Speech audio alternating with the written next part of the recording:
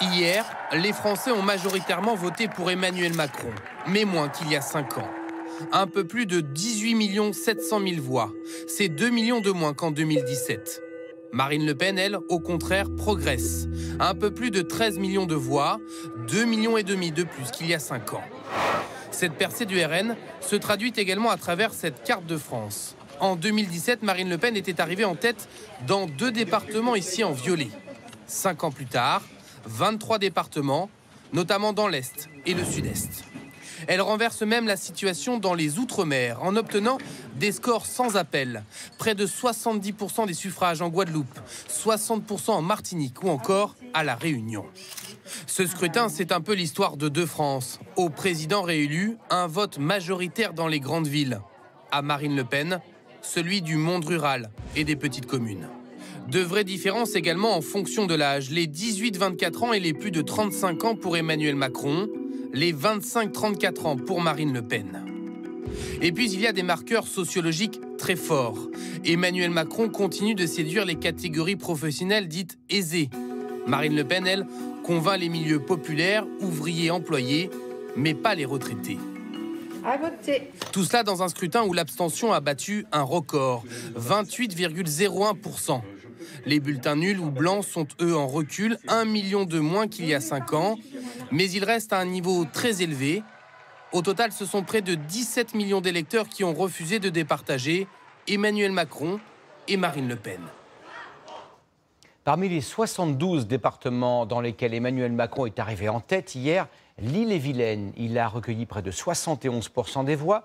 C'est un département qui, si l'on en croit les statistiques, va plutôt bien. Le taux de chômage, 5,2%, est très inférieur à la moyenne nationale.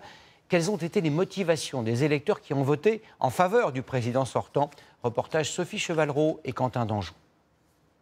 Leur département a voté très largement pour Emmanuel Macron hier. Un résultat qui n'étonne pas les Rennais. Je pense que l'Ille-et-Vilaine n'est pas très différente de la région ouest, de la région bretonne, de façon traditionnelle, qui vote plutôt à droite, plutôt catholique.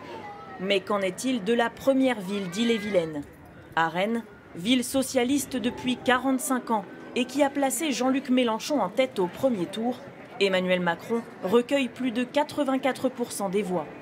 Beaucoup évoquent surtout un vote contre Marine Le Pen. Comme on a beaucoup voté Macron, je pense qu'il y a eu un fort barrage, mine de rien, à Rennes. J'ai décidé effectivement de voter pour Emmanuel Macron, pas forcément par conviction, mais plus effectivement pour barrage, on va dire, contre l'extrême droite. Plus surprenant, le vote Macron est aussi rural dans ce département. 94% des communes ont placé le président en tête. Pourtant, au niveau national, Marine Le Pen est majoritaire dans les territoires ruraux. À Chanteloup, 1900 habitants, l'abandon des campagnes, mis en avant par l'extrême droite, ne trouve pas d'écho. Les campagnes ici, ça se développe bien, les grandes villes sont très proches. Et on fait 30 bornes, on est dans une grande ville.